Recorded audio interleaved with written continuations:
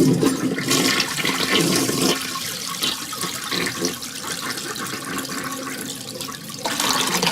everyone. Welcome to Potty Talk Live, my fellow plumbing bros. Hey, we had a little technical difficulty here on my end earlier, but we got our act together and we are here. So, hey, looking forward to spending some time with everyone here. And I'm Richard Behney, the $1 Million Plumber, and your host for Potty Talk Live, where we take it into the trenches and the crawl spaces and the kitchens and bathrooms and utility rooms around the world to talk to real men, plumbing men, and to get their nuggets of gold on how they do their plumbing and run their business and so forth. So I'm looking forward to today.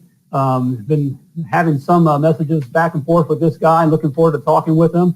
Today we have Mr. Troy Winkel of Las Vegas, the owner of Drain Busters, on with us today here. How you doing, Troy? Hey, it's a great day. It's like the sun's shining and it's a cold 60 degrees here. In Las Vegas. That is freezing. Oh man, it's great to have you on. So thank you. Good to be here. Hey, it was fun talking with you here before we went live here and telling me a little bit about your background and all. Hey, would you mind sharing some of that? I think a lot of people for that. Sure. It probably happens to a lot, I would assume. I was about 19. I'm 51 now, and I didn't have any direction in my life. I didn't know where I was going. High school dropout. And I say that because it just goes to show me, not anybody else, just me, that I could do it anyway. Because I was a high school dropout didn't mean I was dumb. I had some problems. But I saw an ad one day for drain cleaning, and said you could make up to $35,000 a year. And I thought, wow, that would be great. That'd be good. You know, I could pay for things. And so I got the job there, and I fell in love with it. And I got to be real good, and I learned how to sell myself and my services because they wouldn't train me. I figured it out, a way to make great money. And I about doubled that. I was making about $60,000. And then I'm one of the fortunate ones because I fell in love with it and I had a passion for it, and I found that I really love helping people. I love to just serve others. And I found that when I do that, I actually make more money. And I was lucky enough to go to work for a plumbing repair company as their drain cleaner, and was able to start my way into plumbing. And here we are so many years later, and plumbing contractor for 16 years here in Las Vegas. So it saved my life. It's the best thing that ever happened to me other than my wife and my kids. So it's been very, very, very good to you too, right? Yeah. Good career. You know, I live in a good neighborhood around other people who are not plumbers, who are professionals. And, I've got a nice house, and it's done well for me. I got a few other houses and, and some investments. That's what plumbing has done for me. It's allowed me to pay for my kids' college, take wonderful vacations, and have a good savings account, and just not worry and stress about where the money's coming from. It's a wonderful feeling. Right. Well, it's been good. You know, I've loved it. That's why we try to get out. You know, I think we were talking about it before the show that, letting these young guys know, man, it can be a great living, more than just getting by, right? Oh, yeah. They can make more money than they know. Right. If somebody's not in it, and many of these plumbers who are in it, they don't even know how much money they can make. That's right. Well, tell me, you're talking about you've done these different things, drain and the service. So what is your expertise? What's your favorite, what's your favorite plumbing thing to do? My favorite plumbing thing is drain cleaning. I think it's because I started with that and I became, I would consider master level. And so I can walk in, whether it's an industrial complex or a commercial or a residential, I can walk in there and have confidence. I can do plumbing too, but for me and just myself, I like the efficiency of running drains. We're getting in and getting out. Yeah, I like plumbing repair too, but drains is just that's where it's at. I love to jet, love the camera. I love to use them in conjunction, things like that. Yeah. All right. And I think too, it's more of a white knight thing. You get to walk in and take over and take care of it, and they're like, "Wow, you saved us." So I think maybe I have, I love to serve people, and I guess I like to be appreciated for it, and I can kick butt Yeah, no problem, and then they're grateful and thankful, and I get a good feeling walking away. Well, there you go. Well, on that note, what's a favorite story? You know, something maybe it's funny, or maybe even a scary drain story, or I've got two that stick out right away. One, years ago, I was in Salt Lake City at the time, and I worked for ARS, and we went to work at a woman's rehab about midnight, and we were jetting from the manhole, and I was brand new in the business still. I didn't really know much, so I didn't know what was going to happen. I was just following directions. We ran it from the manhole up into the building, and every time we passed by a restroom, we created a geyser from the toilet. And now this was midnight. We didn't expect anybody to even be up, but there happened to be a woman on the toilet, and she got just drenched. She came out running and yelling at us, and she was just, could you imagine? I put myself in her position so many times when I think about this, of just being there, relaxing, you're tired, and just everywhere, right? And it probably just stunk like crazy. And so that was funny. And then I guess the most famous thing I ever did was I saved a little kitten that was flushed down a toilet, a little 6-day-old kitten, and it went all the way through the trap, and it ended up at the bottom of the toilet. And this is an old 5-gallon toilet. It was a really old neighborhood. And I saved it, and it lived. And believe it or not, it lived. It got stuck at the bottom of the trap where, no water, and it didn't clog. So the water was able to go by. Yeah. And people loved that saving a cat story, and I did it for free. They loved it so much that I got a bunch of press, and I ended up on The Tonight Show with Jay Leno. Cool. Really? Yeah. You can look it up on YouTube if you want. I don't look the same. I look like my son. Okay. It was 97, so a long time ago, 98, I think. Oh, wow. Well, man, that's amazing. Hey, press is good, right? All right. That was awesome. Did you see a spike in your my sales? Yeah. You know what's funny about that is no, I did not. But I was just a one-man little company at the time, and I didn't get a lot, but I did become a star in my hometown, Salt Lake City, at the time. Cool. I became part of the morning radio show and one of the top 40. They offered me a job. I was up there every day for months. I was part of the morning crew. And they would take me to concerts and introduce me, and I would throw T-shirts out at the crowds and stuff. So I became kind of a hot little number there for about a year. The Kitten Drain Man. So I had other names they called me too. Yeah, I didn't go that way. I'll tell you later. All right. Okay. We talk after the show. All right. Yeah. Okay. Yeah. All right, man. Hey, but I never would have got there if it wasn't for plumbing. Yeah. It's great. It's great. What has you, fired up about plumbing and in our business, in the future here? Well, that's something near and dear to my heart. I belonged to the Plumbing, Heating, Cooling Contractors Association for years and worked my way up and became president of the local association. I also sat on the IAPMO board as an alternate. You're not supposed to really do that as a contractor because these are code officials that are on that board. Mm-hmm. But I was an honorary code member, board member, and I was very proud of that. And I've lobbied Congress here, our state Senate. I've lobbied in Washington once, and I've testified in front of our Senate and stuff when bills would come up that would affect our business. So the future, honestly, for those that are in it, is very bright. But for the trade itself, we're only about 60% capacity of new people, or of tradesmen in our business, and it's trades wide. Electricians, roofers, they're all the same. And I think college has been pushed so much that the trade schools have gone away in the high schools. They don't push people towards the trades anymore, and very sad. It's going to affect our infrastructure. It's going to affect homes and people, and I'm sad about it. And so that's something that recruiting people into the trade is something I feel very strongly about. Oh, you're so right. I mean, it's just there's so much opportunity, and that's what the $1 Million Plumber is all about here. My site and stuff is work. Plumbing's been very good to me. Has provided. I think you mentioned you have a nice home, and it provided me a nice home, and raising my family and travel and it's been a great life. And when we sold the business and instead of just playing golf and moving on down the road or whatever, I just really wanted to reach out to the young guys and let them know that, man, there's such a great opportunity, and it can be. They don't even know. There's such a big opportunity because those of us that are in the trade are going to make a lot of money because it's hard to find someone good. Right. It's hard to find someone who will show up, things like that. And right. You can name your price many of the times. Oh, exactly. And if you just do a good job, you show up and you do a good job, I mean, people pay for that. And, as we were talking before the show, our jobs aren't going to be taken over by robots anytime soon. Right. That's right. Yeah. So we don't have to worry about that. And so we're needed.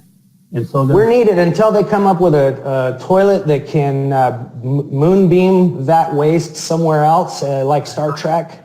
We're going to need plumbers. Exactly. And you mentioned, being involved in going to Washington and speaking and lobbying, that kind of thing. It's so regulated, and so it's going to be around. They need us to, take care of it. So there's all kinds of opportunities. So, matter of fact, I wouldn't even be surprised if in another 10 or 15 years we see some deregulation because it's making it very difficult to become a contractor. It's getting harder and harder. Yep. And some states are harder than others. And so I would not be surprised if we see some deregulation coming in when someone gets to the point that we really need to fix our buildings and our homes. Yep. I wouldn't be surprised if we go there a little bit. So there we go. Hey, young guys, you young guys that are listening, the young guns, hey, there's all kinds of opportunities, whether you're working for someone and you're just starting out and wondering if this is for you. Hey, the sky's the limit, or do your own thing. Sky's the limit, man. Sky's the limit. So, hey, let's switch it up, Troy. What's a favorite tool or something that you'd recommend? What's your favorite tool? I think the most widely used tool is the small channies, and I got a pair. And I lost two, and I've been without them for a week or so, and I hated it. I don't like it. And a lot of guys carry them in their pocket. Yeah, in your back pocket or whatever. Yeah, it's replaced the comb for the plumber, and so especially for me. Okay. But I'd say but I love the jetter. Yeah. I love the jetter and the camera. I do. I love them. So I build them. I'll build jetters.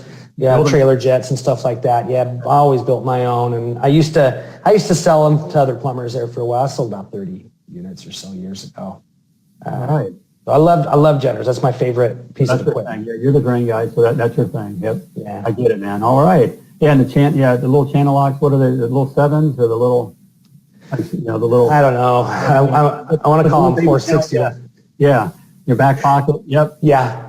They're like not even as long as my face. Yeah, exactly. Yeah, there we go. All right. I just call them little channies. I don't even remember. Some guys know the exact model number. I don't. Yeah. That's so funny. All right, man. Hey, Troy, I would take a little break here. I just want to take a moment here to remind my plumbing bros that mastermind roundtables are now forming.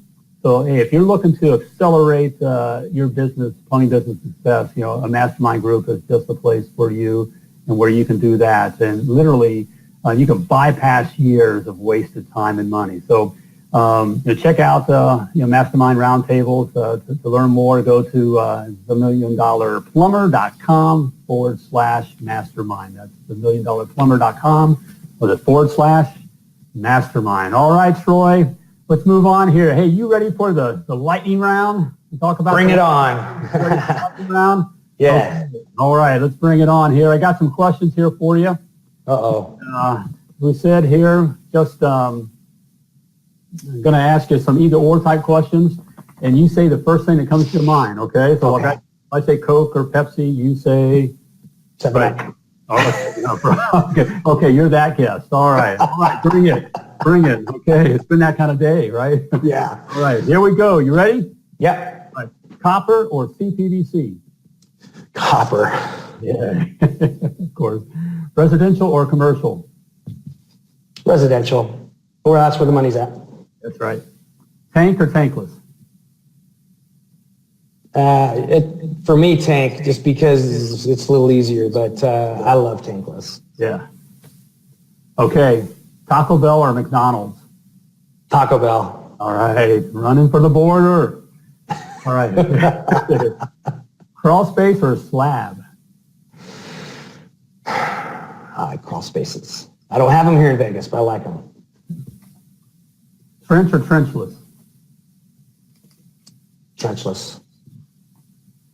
Red Bull or coffee? Coffee.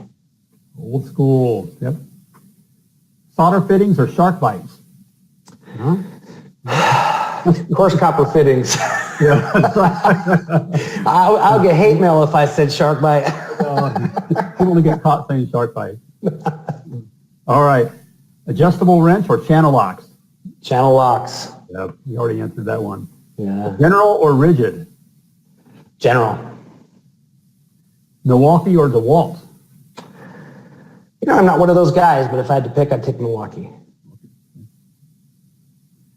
PVC or ABS? PVC. Poly or PEX?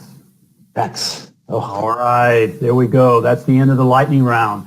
But do have one last question for you. This is kind of a serious question and something to pass on to others here. What's the best advice that you've ever received? Oh, the best advice I've ever received. Well, this isn't the most happiest topic or anything like that, but it meant a lot to me, and it hit me years later. Was one of my first boss, who was a little bit like a father figure to me, told me one day, "Hey, it's a good day when someone's not trying to screw me over," and he said it with different words. And I went home at the time and told my wife, I said, "Man, what a terrible attitude." And he did have a terrible attitude. I happen to have a very positive attitude.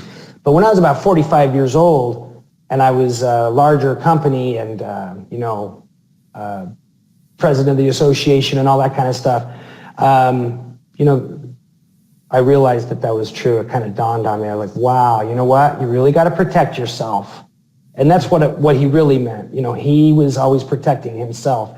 And I live in Las Vegas. I'm sure it's like this everywhere else, but Vegas might be a little bit worse. And you really have to learn how to protect yourself. And that's why you need people like you and associations and things like that and mentors, because just being able to bypass some of the things that you have to learn the hard way is worth it. I would rather pay you $10,000 than to learn a $10,000 lesson the hard way.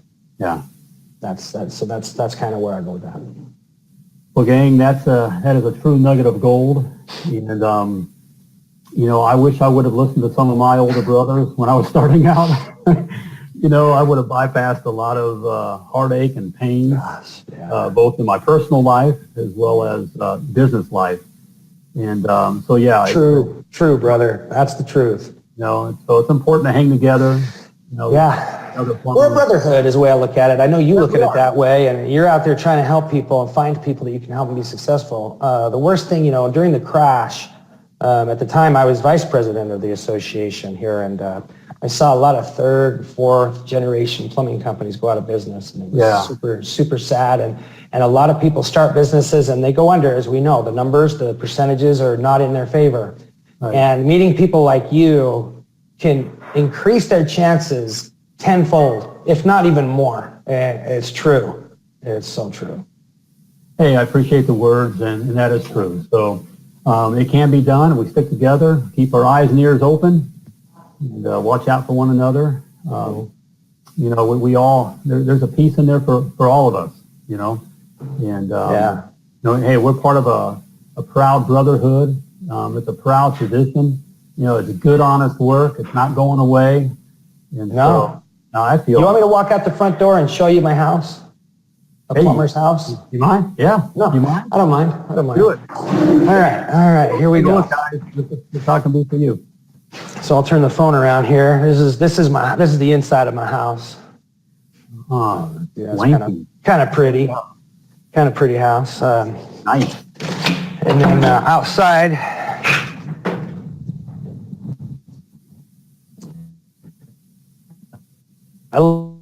here we go. We may be losing them here. We get outside of the signal there. Well, we may have lost Troy, but you can see his house. We saw him walking out there. You can see the entryway there. You know, I think Troy was wanting to show us all and show you all that you know, plumbing can be a great life. You know, I don't think he was wanting to show off at all. It's like, hey, for you young guns that are watching, and plumbing can make you more than just a living, but can provide you a great life. So in case Troy's not going to be back here, I just want to thank Troy for spending some time with us. Hey, I hope you guys gave him a good listen. He dropped some good nuggets of gold there. And so I'm just very thankful for Troy of Las Vegas, owner of Drain Busters there in Las Vegas. Thanks for being on the show. And to the rest of you guys here, hey, I just want to remind you, hey, if you're looking for you know, more customers and to make more money and just to grow your plumbing businesses, you know, I want to help you, and I want to help you by offering you my free report, the 7 must-knows to be a $1 million plumber. In it, I discuss some of these things. Obviously, there's 7 things you need to know if you're looking to get more customers and to make more money and to grow your plumbing businesses. It's a free report. There's no strings attached, no catch, no gimmicks. All right, a free report. Simply type in free report in the comments, and I'll get your free report out to you. All right, so do that. I think you'll be glad you did. All right, looks like this is about a wrap for this episode of Potty Talk Live. And it's been a good one, and I hope you've enjoyed it. And as always, until next time, plumb like a champion.